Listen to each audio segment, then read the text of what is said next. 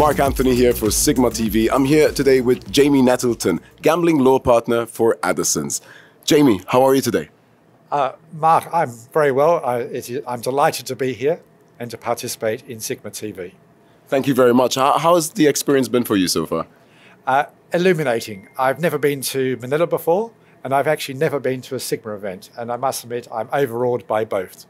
Wow, that's very nice. That's a powerful statement. Jamie, I'd like to dive in right away. Addisons, what can you tell me about? Addisons is a Sydney, Australia law firm. It's a full-service law firm, but it's rare in Australia insofar as it has a gambling law group, which is headed by me and a number of my people who have been working in the gambling sector for a considerable number of years.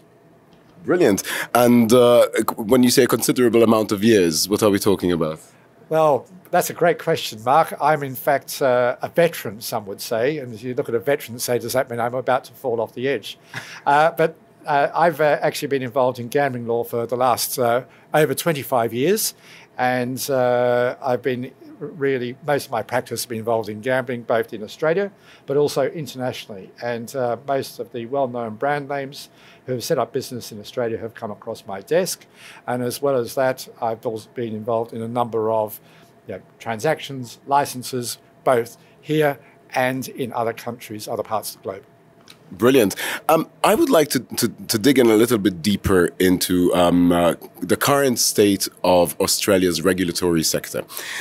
So I'd like to know what challenges the Australian regulatory sector is actually going through at the moment. They are considerable.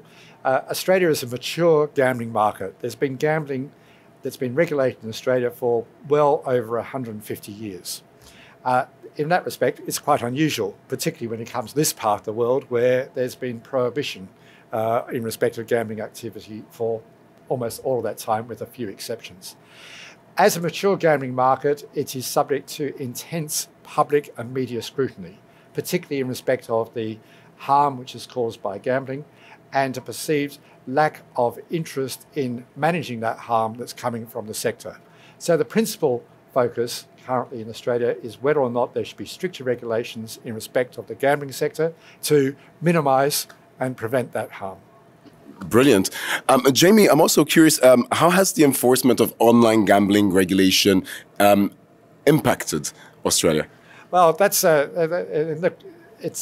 if you have a gambling sector which is very active, as is the case in Australia, Mark, you've got to look at what is the value of a license, particularly an online license, if you are competing against the grey market providing services to your customers. So as part of the Australian regime, and even though it's fairly, it's quite different to the regime in a number of countries insofar as only allows online gambling in respect of sports betting, in respect of some forms of lotteries, and that's it. So therefore, it's a matter of ensuring that you've got appropriate protections in respect of offshore. That's where the challenges have always occurred. Can you actually stop customers who are interested in participating on an online gambling site actually going to that site? And it's trying to use technology and other tools to block that access, because just because you have a law that says it's illegal, that's not enough.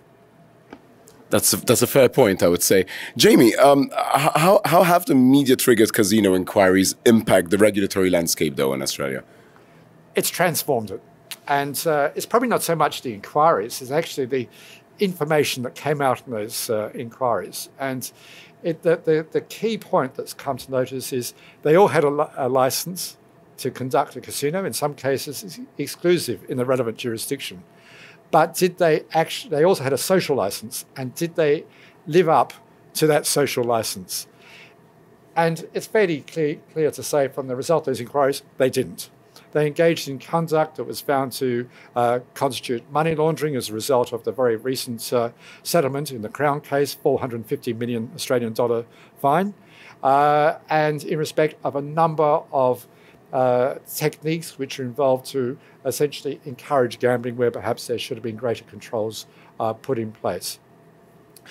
What that has meant is the regulators have reacted by putting in place much more stringent controls It's going to affect how you treat your customers. It's going to require you to stricter controls in respect of knowing your customers, put limits in respect of the gambling activity, whether it be through hours or in respect of the amount that can be used for gambling purposes in a certain period of time.